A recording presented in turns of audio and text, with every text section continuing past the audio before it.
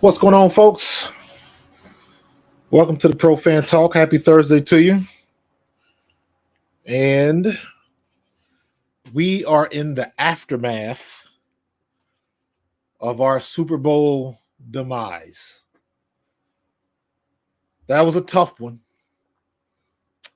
But hey, the best team won that night. 2 men enter, 1 man leave.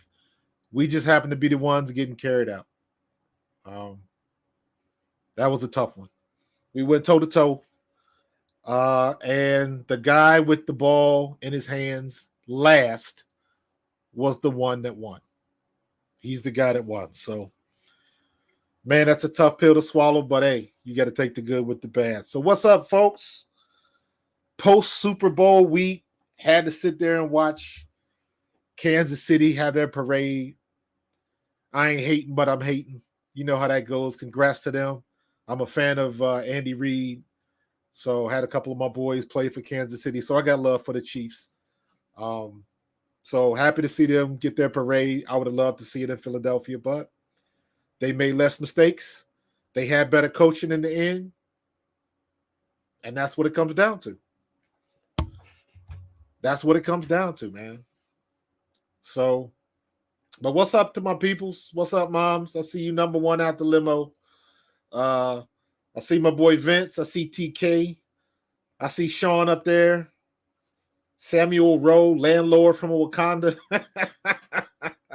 I like that, man. I like that. Y'all my top 5 out the limo. I appreciate you. Who that get us? I got Mom. I got Sean. I got Vince. I got TK. Sam Rowe. That's 4. 1, 2, 3, 4. Who's 5? I guess we need one more out the limo. I can do 4. It don't make me no, never mind. It's all good. It's all good. But you already know, all my people, the first ones out the limo was brought to you by FanUp. FanUp is the very best way to enjoy fantasy sports, daily NFL contests, and more. Win great prizes. Sign up today. Use promo code A2D for a $5,000 bonus, a $50 value. That's a 5,000 bonus points, not dollars. Can't make that mistake. 5,000 bonus points, a $50 value. FanUp.app. Check it out. If you like to the betting, give it a shot. Give it a shot. Give it a shot. But what's up, people, man? Whew. Everybody talking about that game. One of the best games in Super Bowl history, without a doubt. If you look at it, man, the last 2 Super Bowls we've been in, we went toe-to-toe with Tom Brady. We took his best shot, and we put up 40 on him. I believe 41. And we came out on top. Last weekend, we took Kansas City's best shot, and they had the ball last with no time on the clock, and they kicked that field goal and broke our hearts. Jalen Hurts was off the charts. Our defense, not so much. Not so much. But, I mean, it's, oh, my God, man. A lot of stuff. Do me a favor. I'm going to put up this graphic. If my audio goes out, let me know. Let me see. Can you guys still hear me? If you guys can still hear me, like put a thumbs up in the chat or just type in yes in the chat if you can still hear me. But got to get up to Andy Reid, man. Andy Reid coached his butt off in the second half. He was basically flawless in the second half. Thanks, guys. Thanks for that with the audio. Yeah, Andy was doing it, man. Andy was doing it. It was the stuff that he was doing, like he out-coached us. He put on a master class in the second half. He put on a master class in the second half. He was the professor, and we were the students. he coached rings around Jonathan Gannon.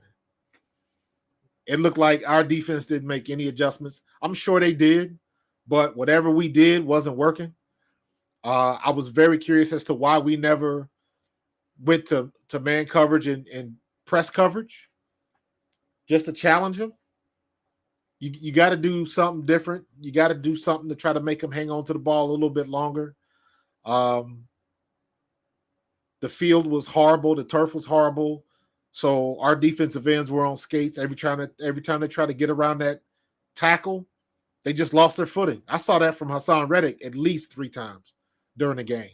But my thing is if you know that's what's going to be, dude, switch your cleats, try to do something different, go inside instead of outside. You got to do something different. If it ain't working, you got to go in a different direction. And we never did that.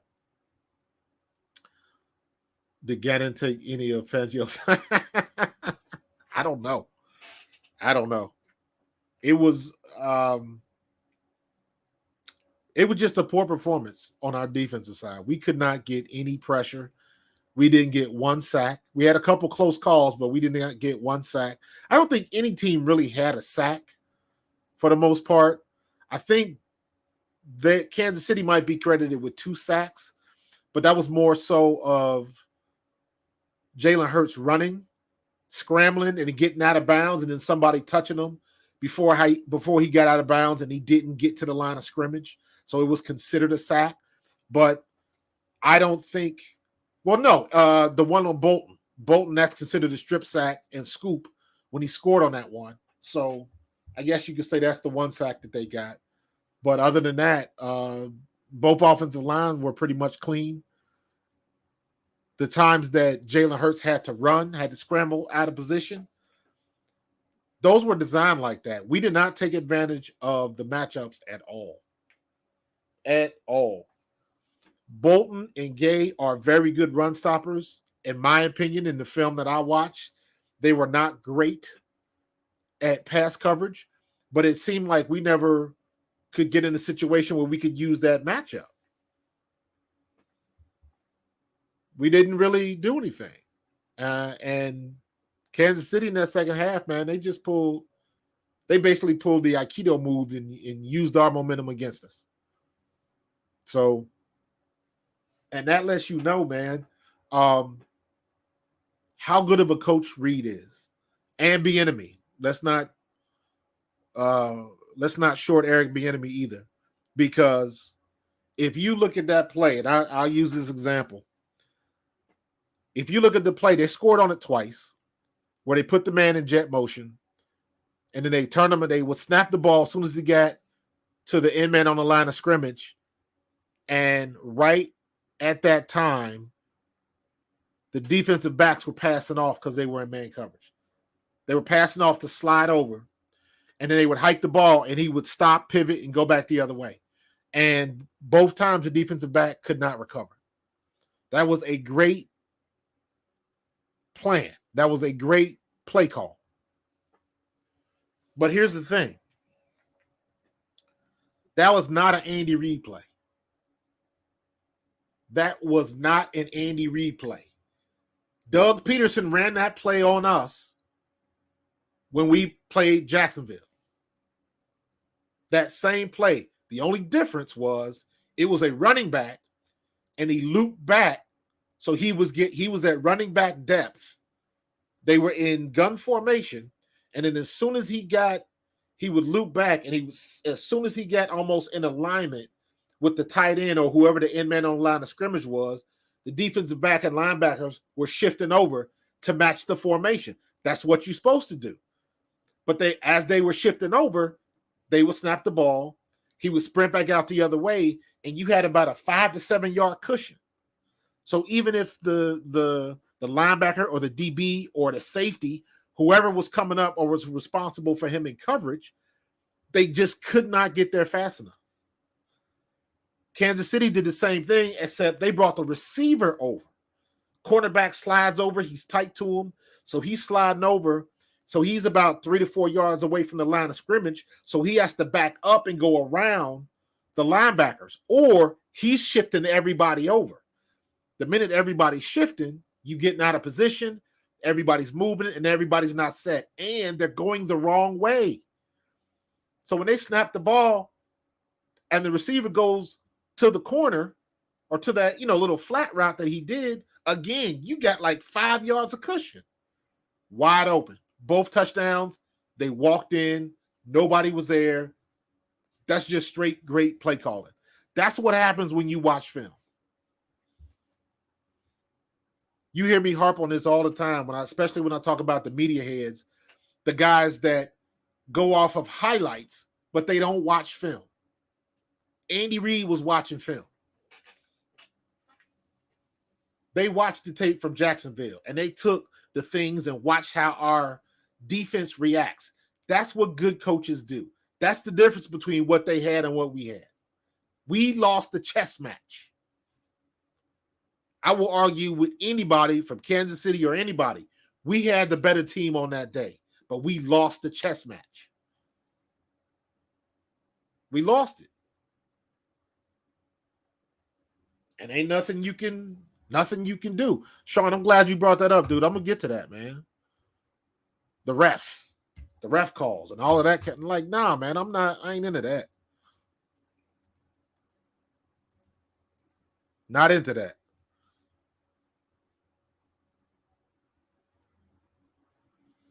The play heard round the world. Right? The play everybody was talking about. Now, here's the deal. Could you call holding? I guess you can. He called it. I thought it was a little suspect because I think he was within that 5-yard zone. So getting your hands on him is legal. But here's my problem. If James Bradbury said that's holding, then it was holding. Then the ref made the right call. I'm not going to argue that. What I will argue, however, though, is what about the 15 other calls that they didn't throw the flag on? What that tells me is the refs are letting them play. When you play in the games and you in the league, you either get loose refs or tight refs. If they calling the game loose, that means they letting you play. You getting away with a lot of stuff. Offensive line is getting away with holding.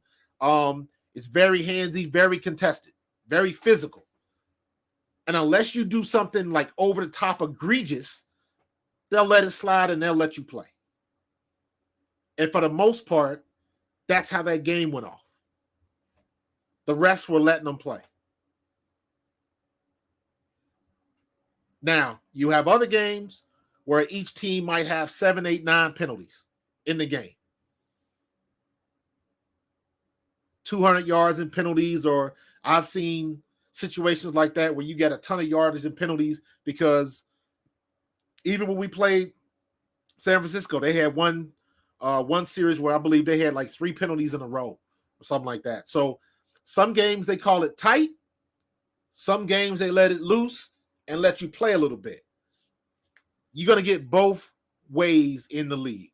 However, whatever you do, be consistent. If it's going to be a tight game and you throwing flags on everything, keep it consistent throughout the game. If you're letting them play and they're getting away with some stuff and getting handsy and stuff, let them play. Keep it like that the whole game. And my contention is, if you want to call that a hold, I can agree with that. But if you weren't calling that a hold for the previous, 60 minutes in the game, let that ride. Don't change the outcome of the game on a play like that. And that was a ticky-tack. It wasn't egregious. And a lot of people have made the point that Juju Smith-Schuster, these diva receivers, if they think it's pass interference or something like that, they going off. They throwing their hands up in the air, pouting, and all of that kind of madness. You didn't see nothing from his body language because he knew it wasn't that bad. On top of, there was no way that was an uncatchable ball. He wasn't catching that. He wasn't going to catch it. So I'm with Bradbury. He said it was a hold, but he thought he could get away with it because they were getting away with it the whole game. They were getting away with it the whole game. So you got to let it go. At that particular time, you got to let it go. It wasn't a crazy penalty. It wasn't egregious. He wasn't, getting a piggyback ride, as I've seen some plays in the past where it is very, very egregious. So we just came up at the wrong end of that stick. So the refs were okay. Some of the calls were a little confusing. Devontae Smith should have been a catch. I thought the Dallas Goedert catch should have been incomplete. So they missed that. And let's be honest, right? That Miles Sanders catch was a fumble. In my opinion, that was a fumble. He caught the ball. He was trying to tuck it away. He just got popped a little bit too early. So, again, I'm like, well, what's the rule? Is it a football move when you try to tuck the ball and get ready to make a move? Like, that looked like, let me say it like this. If that game would have been in Philadelphia and that would have been Pacheco, that would have been a fumble. If the game would have been in Kansas City and the same thing happened, that would have been ruled a fumble. So the calls, the bad calls, they always seem to equal out. They always seem to balance themselves out. We got a couple of good calls. They got a couple of calls. It is what it is. It is what it is. Everybody's was all where's the other one at? Everybody was also going off on the let me find that.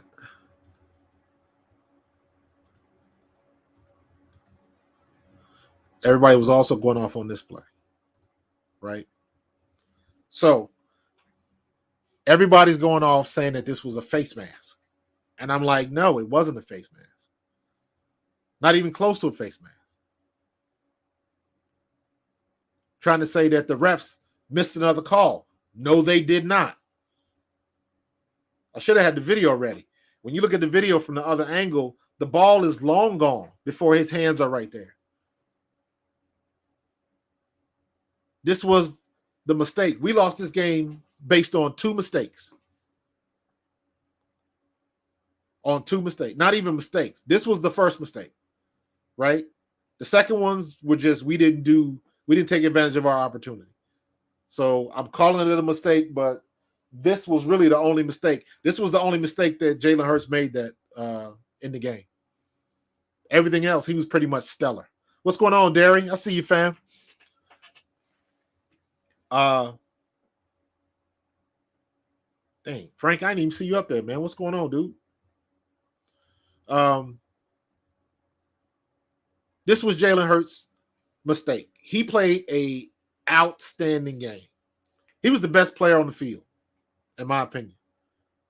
But for this one mistake. Nobody touched him. He just lost control of the ball, and it cost us dearly. We should have been up 21 points going into halftime. 7 points would have made a difference. Can't put the ball on the ground. So it's a shame he had to learn that lesson. Nobody hit him. Nothing. He just fumbled the ball. And Bolton scooped it up and scored.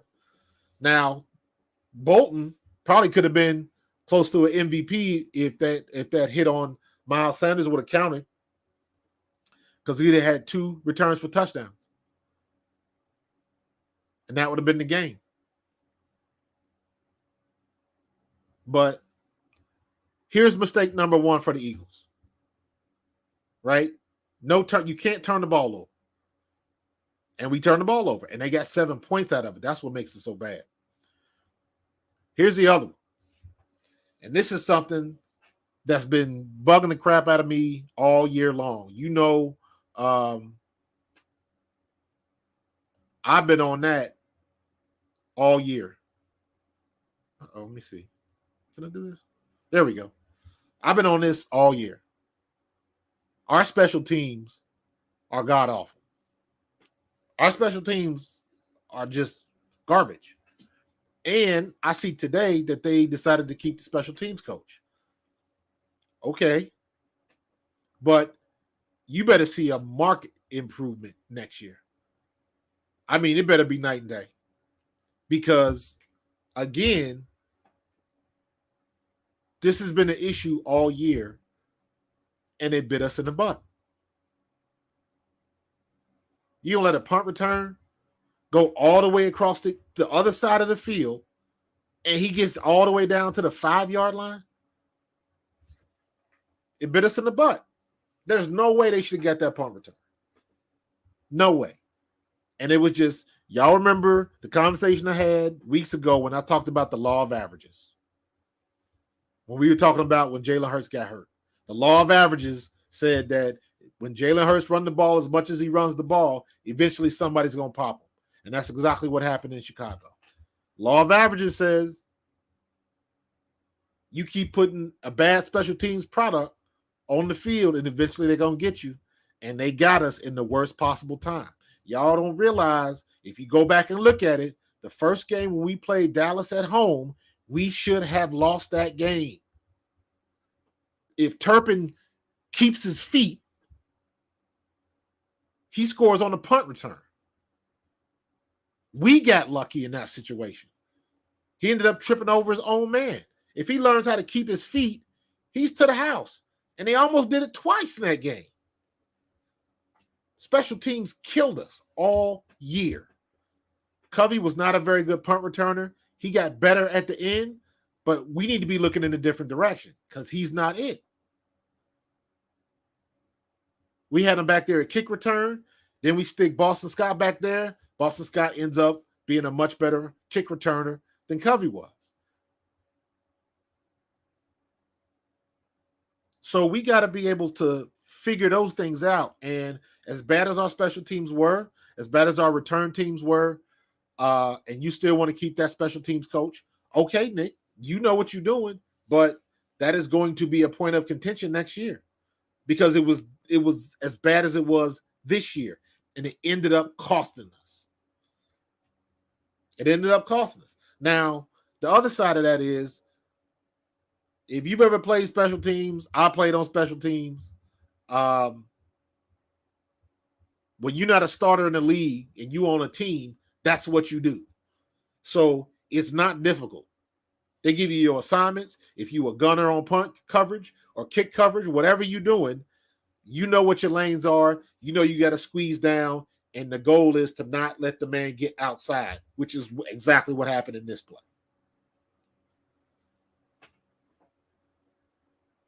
But my point is that when you're in special teams, you know exactly what you got to do. It's not that difficult. So half of that to me is on coaching. The other half of that is on the players. Do we got a bunch of guys that don't want to be on special teams? Because our coverage teams look horrible. Kick coverage is bad. Punt coverage is bad. They just look bad. On the flip side of that, the punts that we did have weren't good. This was a horrible punt when he kicked this. And if it's going to look like that, man, kick it out of bounds or something until we get something started. Don't give them the opportunity to take one to the house. So, John, bro, where did our run game go? Our run game didn't go nowhere, my friend. The run game didn't go nowhere. The Kansas City defense had something for them.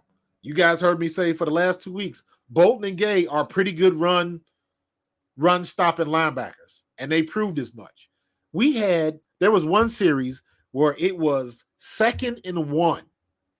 We hand the ball off to Gainwell.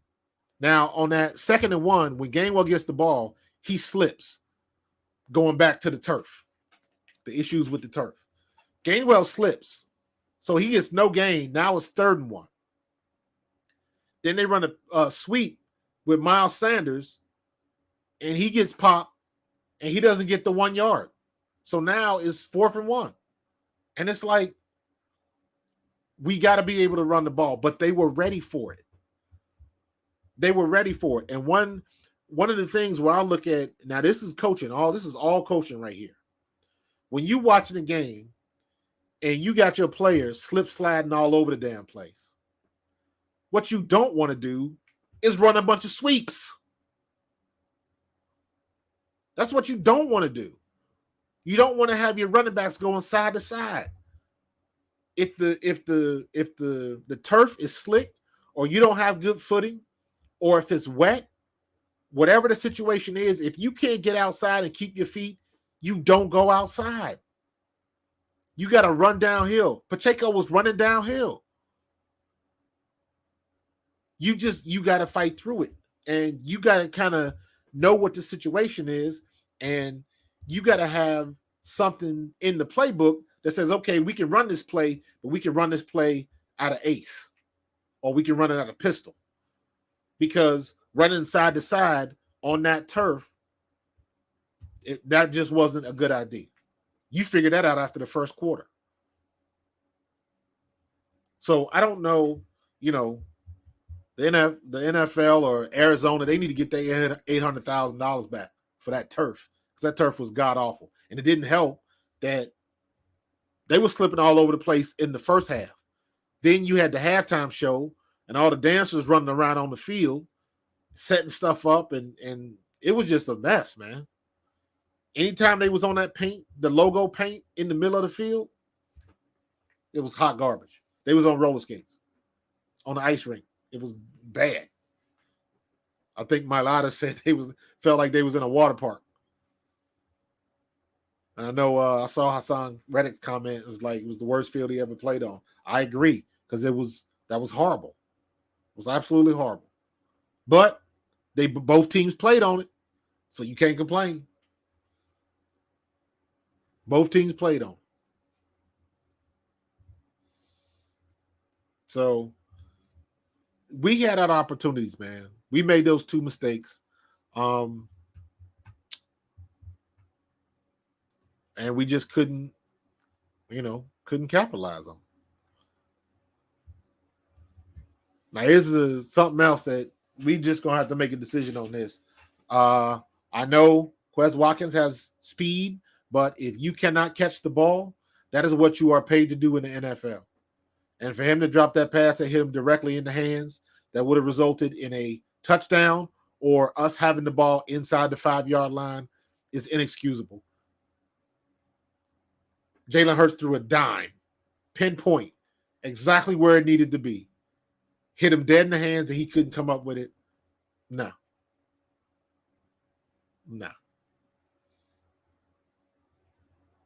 So I would rather see what's the Olympic dude, the hurdler. He's the fastest on the team, but he can drop a ball just like Watkins can. So what's the difference? I need somebody that's going to get separation, make the play, get your hands on the ball. And like I said last week, the Super Bowl, you have to take advantage of every opportunity you have. And he didn't make the most of that. Hit you in the hands, you got to make the catch. If you make that catch, we go ahead, and it's a different ball game. They're playing catch up with us. Not to be. It's not to be.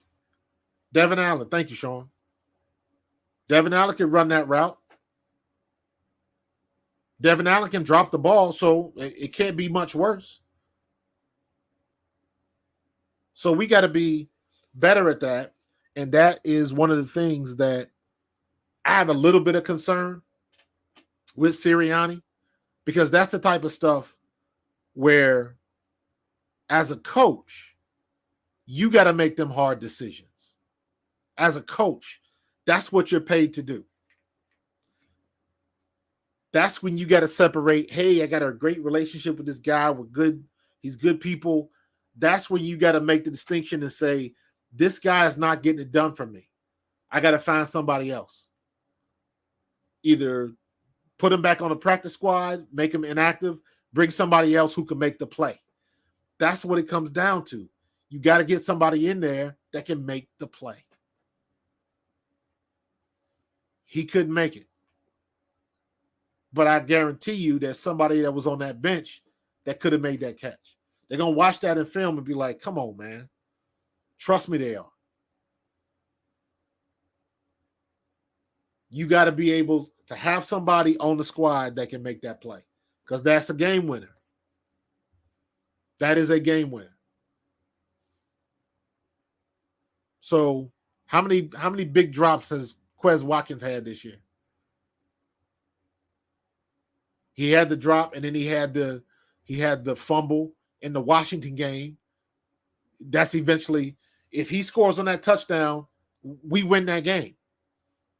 But he fumbles the ball, they get the ball back, and you got to take advantage of every opportunity. So that one, as much as I'll put that on Quez Watkins, I can put just as much responsibility on Nick Sirianni, because you got to be able to look at the tape, look at what's been happening all year, and be able to make that decision and say, we got to go in a different direction. Put Zach Pascal out there, whatever you got to do. But somebody got to be able to make that play, because he didn't. And he's shown that he drops big balls in the games earlier in the year. He's shown you that. So the coaches that can make those decisions are the ones that win. To make those hard decisions. Those are the coaches that win, because they'll get the guys that can make that play. That's the difference. So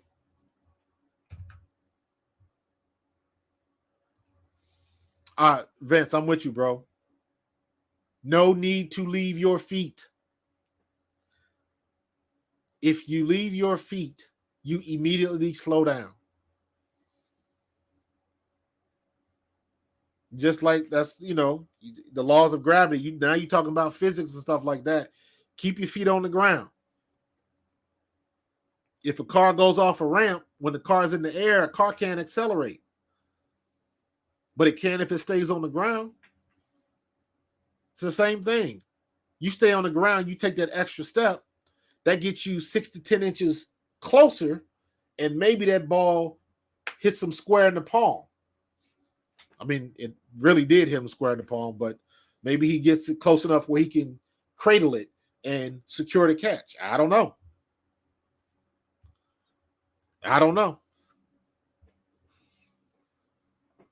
Yo, I was looking for a picture of that. Man, Sean, CJ Gardner came up and laid the wood on Pacheco. And I love Pacheco because Pacheco runs hard. As a running back, I appreciate that. Pacheco runs hard. Gardner Johnson came up and laid a hit. And I saw something today that they said they fined him for that. They fined him for that hit. And I was like, that's a legal hit. That was textbook. Hit him in the chest. It wasn't helmet to helmet or nothing like that. So I'm curious as to why they fined him. Like, what's he supposed to do?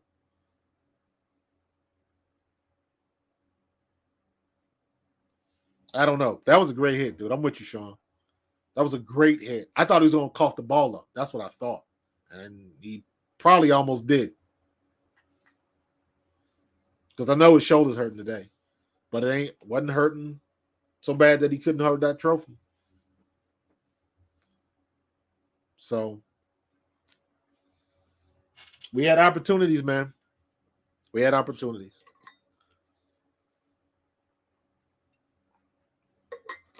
Now, moves are being made. Steichen is gone. I'm trying to go in my Eagles app because the Eagles have posted. They were talking about like everybody that's free agents and stuff like that. Let me see.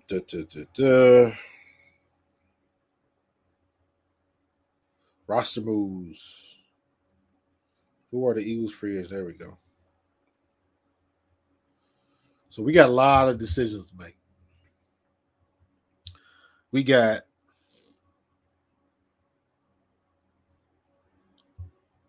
Good Lord. So here's a list of all of our free agents. Listen to this. Bradbury, Fletcher Cox, Andre Dillard, TJ Edwards, Marcus Epps, CJ Garner-Johnson, Brandon Graham, Javon Hargrave, Linval Joseph, Jason Kelsey, Brett Kern, Gardner Minshew, Zach Pascal, Robert Quinn, Miles Sanders, Boston Scott, Isaac Seumalo, Ndamukong Suh, and Kaiser White. Everybody. Everybody's free agents. Out of all of these people, in my opinion, we're not going to be able to sign Bradbury. He's going to want too much money because he had a great year this year. Fletcher Cox is going to take a hometown discount unless he wants to play somewhere else. Andre Dillard, I say we try to re-sign him because he's been solid. But if you want to let him go, I understand that. Juergens can move over to tackle. Juergens is ready to play. So it really depends on what Jason Kelsey's going to do. Juergens is ready now to be the center, to start at center. But he can start somewhere else if Kelsey decides to play one more year. So I don't know. I'm kind of leaning towards Kelsey retiring, but I don't know if he wants to leave with that taste in his mouth, but we'll see. I want to keep TJ Edwards. I wish we could sign him. Marcus Epps, I definitely want to keep him. I definitely want to keep CJ Garner-Johnson. Brandon Graham is going to take a hometown discount because I don't think he wants to retire, but I don't think he wants to play anywhere else. Javon Hargrave, we got to sign him. He was too good and he's too young. Linval Joseph is gone. Kelsey is the question mark. Brett Kern, we can get another punter. Gardner Minshew is gone. Zach Pascal is gone. Robert Quinn is definitely gone. Robert Quinn did absolutely zero. Miles Sanders is probably gone. Boston Scott, I would like to see stay. Isaac Seumalo, I would like to see him stay. And Ndamukong Suh is gone. And Kaiser White is gone because towards the end of the year, I wanted to see Nakobe Dean more than Kaiser White. Facebook user. Yo, if you are listening or watching on Facebook, you got to give Facebook permission to use your name in the chat. That's why anybody that's watching on Facebook, it just says Facebook user on my end. I don't see who it is. So just keep that in mind. But yeah, it's Nakobe Dean time. The few times that Nakobe Dean got snaps this year, he showed up. He showed up big time. He showed up enough to the point I was like, yo, we need to get him some snaps and maybe pull Kaiser White off the table. And I was a Kaiser White fan. Kaiser White had a good year. Don't get it twisted, but when he would get caught in coverage, he was fast, but he wasn't that fast. Oh, that's you, buddy? I see you, Scotty. I appreciate you. But yeah, Kaiser White is gone, so it's Nakobe time. Jordan Davis is going to be a starter next year. I think Jordan Davis needs to lose about 20 to 30 pounds so he can be fast. Somebody mentioned him like being like Bruce Smith was when Bruce Smith came out of Virginia Tech. Bruce Smith was big, and he didn't become Bruce Smith until he slimmed down a little bit and got that speed. So it'll be interesting to see what Jordan Davis does because he's unstoppable, but you can't have a high draft pick like that, and the only thing he's good for is run stop. He's got to be able to play the field. He's got to be able to move. And we got to be able to leave him in there for a couple of snaps if they're throwing the ball. Nothing wrong with asking that. So I think he would be better off losing about 20 to 30 pounds, to make him svelte so we can keep him on the field a little bit longer. We had we had lots of riches on the defensive line this year. So that rotation was pretty dangerous.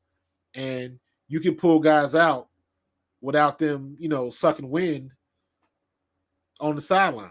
We had that much depth. So don't forget, Derek Barnett is coming back next year.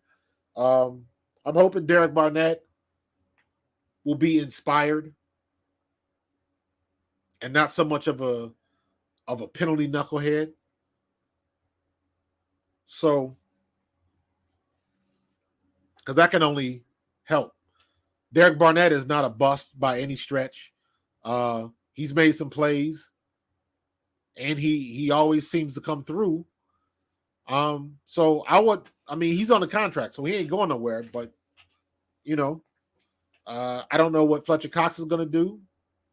I think I mentioned him before, but the big one is going to be Miles Sanders. Miles Sanders is a Pro Bowl running back now. He didn't really show up in the Super Bowl, but that wasn't all on him. So we got some decisions to make.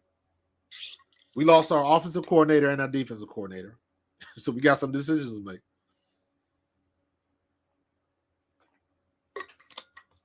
I think the kid that they're looking at to step in and be OC, I think that's a good move. I say keep it internal so you can keep that offense together.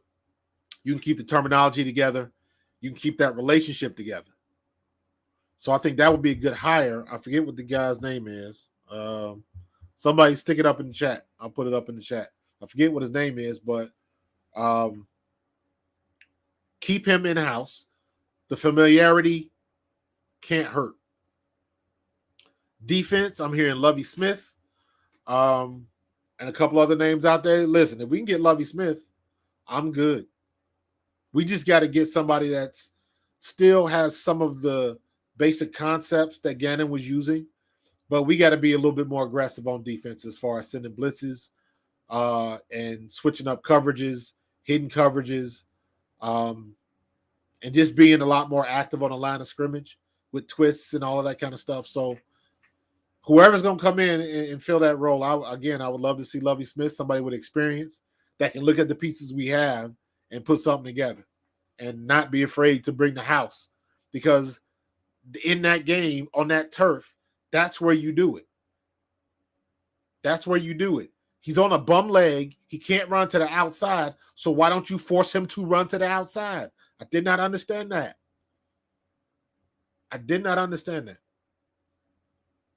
So, and also, one thing we got to change, in my opinion, is we got to get some more hot routes on our offense. It seems like when they blitz us, Jalen takes off. And it's like we should have hot routes during a blitz. And it seems like we do not. And I don't understand that. Yeah, Brian Johnson. Thank you. I want to see Brian Johnson get the step up, because for me, it is vastly important for everything on the offense, everything to stay the same. Hopefully, I expect Jalen Hurts' throwing acumen to go up even more, because he showed you he's got what it takes to sling that ball around. And not for nothing, if y'all didn't see that the last play, the Hail Mary play, you already know his shoulder is not 100% right, because he tried to launch that ball down there and he was woefully short. Whoa, that was horrible. He didn't get nothing on that ball. Nothing. So either his arm is just shallow like that, or he was still hurting when it comes to trying to launch a long one like that. So we'll see, because a lot of people are saying that don't be surprised if he gets surgery in the offseason. Maybe to go in, clean it up, get a scope, something like that. Who knows? We'll see. We'll see. What position do you address with the 10th and 31st pick? Cornerback or edge or even a top-notch guard? Yes, and yes. I think our first order of business would be to get a top-flight cornerback or safety, depending on what you do with CJGJ. I think Slay's here. Epps, keep him. Blankenship, I thought Blankenship was solid. Blankenship needs, in my opinion, to lose about 10 pounds so he can up his speed a little bit. But Blankenship was solid. I like that kid. I thought he played smart, Not the fastest dude in the world, which goes to my comment about losing the 10 pounds. But Blankenship was a smart, heady player, and I think he's good. And I think we just need now. Everybody's going to be looking for who's going to be the next Sauce Gardner, and it's like you ain't going to find the next Sauce Gardner. Next Sauce Gardner, you're not going to see him coming. You're not going to see him coming. All of those picks, when you're looking for that premier talent at a position, that's when you usually whiff. That's when you usually whiff. So we'll see what they're going to do. We'll definitely see what they're going to do. But it's going to be it's like, we got a lot of decisions to make, man. A lot of decisions to make. But I think we'll be better for it. I think that next year we'll have a better schedule, so we don't have to hear that mess anymore about not having a strong schedule. I don't care. People say, you see, you never beat anybody. That's why you lost the Super Bowl. Well, no, we lost the Super Bowl because we didn't have the ball in our hands for the last time. That's why we lost the Super Bowl. And everybody's like, if you look at your defense, you didn't play any quarterbacks. And it's like the quarterback has nothing to do with the offensive line. Nothing. Your offensive line needs to block for you. If they can block for you, your quarterback will have time to throw the ball. Then you got to worry about the linebackers and the defensive backs, which we had better players than most of the teams we face. So I don't want to hear this stuff about the quarterback. It doesn't matter. If you come up against a good team, that's a good team. Period. Doesn't matter who their quarterback is. Well, that helps. I shouldn't say it like that.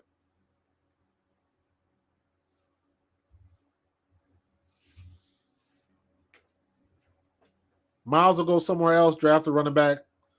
You know what? I want to see the kid that we got from Trey Sermon. That's the kid from Arkansas, right? We signed him. He's a big bodied kid. Put him in there. Let's see what we get. Let's see what we got, man. Let's see what we got.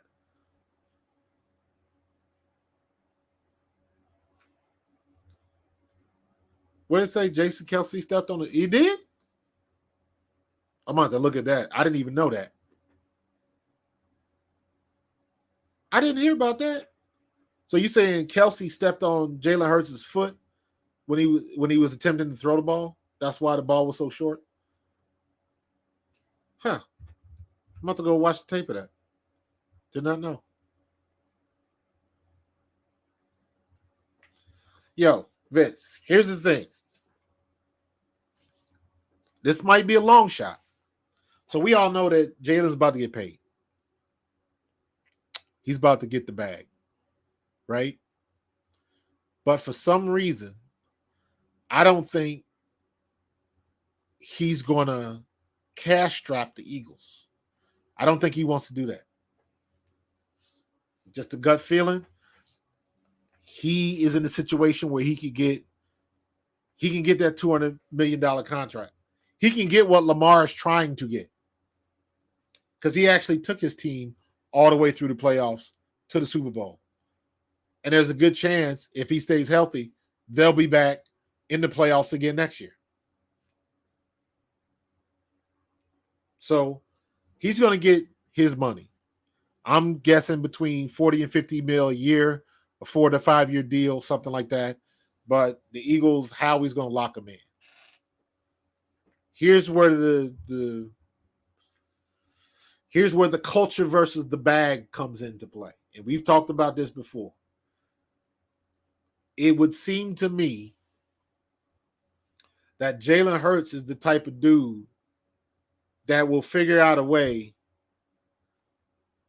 All right, I want to get paid, but I want to be able to pay some of these guys so our team can still be tight for next year. Because as you saw in the interview, when he's cleaning out his locker and the guy asked him about his upcoming contract stuff, He said, I'm just concentrating on winning. So congratulations if you can get the bag because you balled out this year and you are a new franchise quarterback. But if you cash strap the franchise and they can't go out and get you any new pieces to help out, what's the point? Ask Devontae. Ask Tyreek. They balled out, but their team didn't go nowhere. So I really want to see what happens with Jalen. Because also, this is going to set a precedent. Because whatever Jalen does after going all the way to the Super Bowl, everybody else that's unsigned wants to have at least that.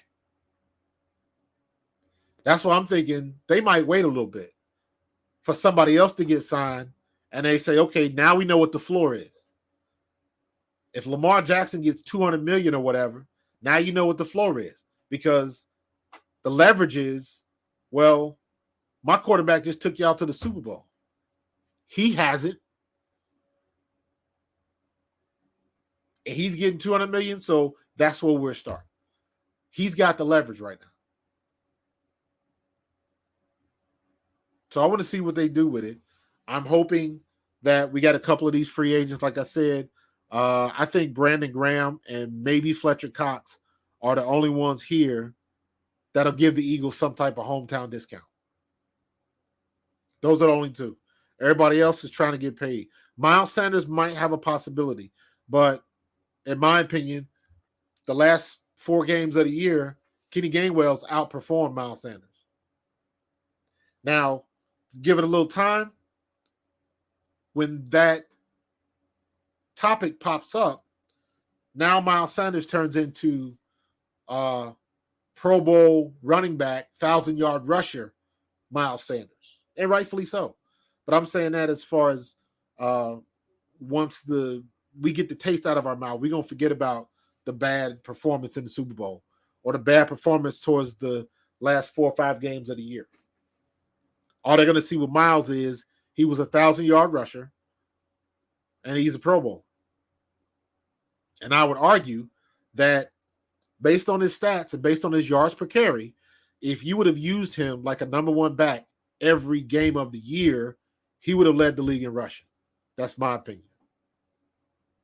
And how I came by that is you take Derrick Henry's rushing yards, and then you find the difference between Derrick Henry and Miles Sanders. And whatever that difference is, if Derrick Henry led by 300-400 yards, you take that difference, that 400 yards, and you multiply it by Miles Sanders' yards per carry. And if you do that, Miles Sanders could have been number 1 in rushing, at least in the top 3. So a lot of people need that. A lot of people want that, but I'm not sure how much they're willing to pay for it. They don't like running backs, because if you go back to 2017, I won't argue with anybody.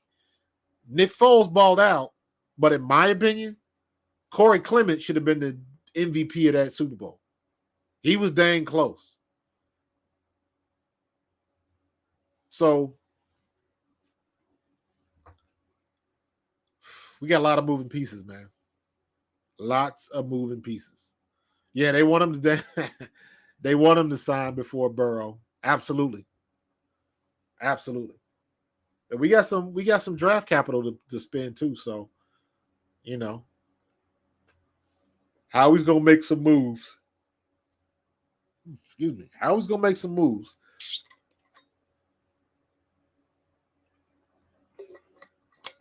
So got to talk to my boy Chucks to see what's going on in the draft. I will be paying close attention to what's going on in the draft, college football this year, because I want to see. I got to start paying attention to that. I will definitely be paying attention to XFL and USFL, because every year they have that stuff. The players they're pulling from the minor leagues, they balling. So you got some players in the XFL and the USFL. So I'm very interested to see if we can plug somebody with some experience that's not coming out of college. That would be a good look for us. Absolutely. So I definitely will be paying attention. Any comment on TikTok boy Juju in this post knocking Bradbury? He been catching heat from both sides. Some people don't care. Some people looking at him kind of frowning on him, like why? Some people saying it's bad form by him. That's cap or whatever they want to call it. I don't know. I'm old. But in any case, yeah, they talking smack. But for the most part, they've been good. Vance Joseph hey, that's a good opportunity. Does he want to come? I just need somebody with some experience that can change things up on the fly. Not so bend but don't break like Gannon.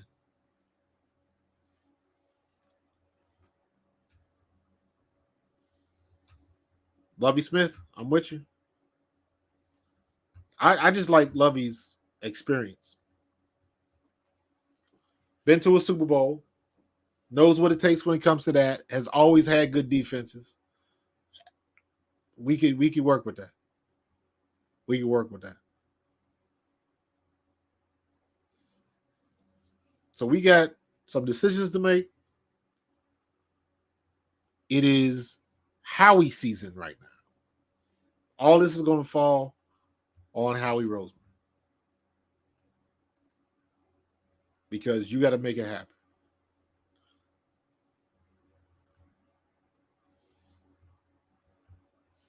I just wanted to throw this up because I thought this was a real good picture of Jalen Hurts. Coming off the field with the confetti. Zimmer,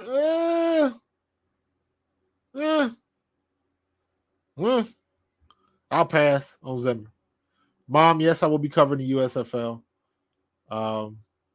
Also, on that note, big shout out to my friend Ken Dunnick. Ken Dunnick was in the hospital last week, had a procedure. He's pulling through. Hope he's okay. Ken, I hope you see this, bro. Pulling for you, my man. Got to get you on the show for sure. Definitely for sure, especially when the USFL starts, as Ken played for the Philadelphia Stars and he played for the Philadelphia Eagles. So Ken is one of the OGs of the Eagles alumni, so always good to talk to him when I get a chance to. So, show enough, where you been, bro? I ain't see you all night. What are you saying? I think Howie will trade pick 30 and second a mid for a second and a mid pick. Yeah. Okay. We'll see. I think all of this is going to fall. All these dominoes are going to fall after they sign Jalen. I think that's the keystone first, because all of this has to come off of how much money we going to have left.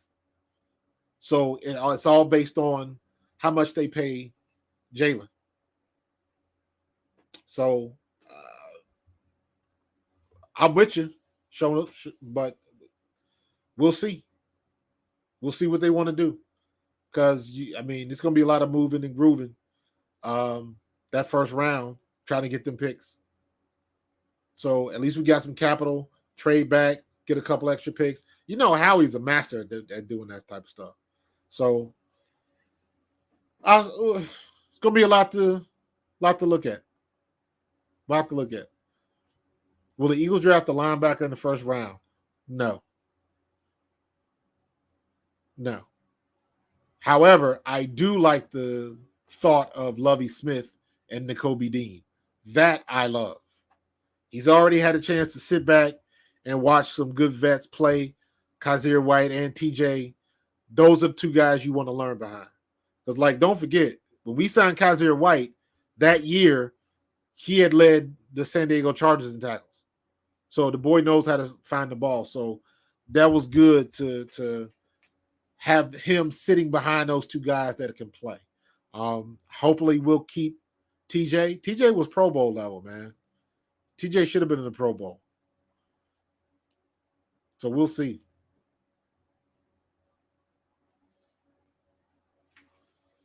We shall see. Sean, I appreciate you, brother.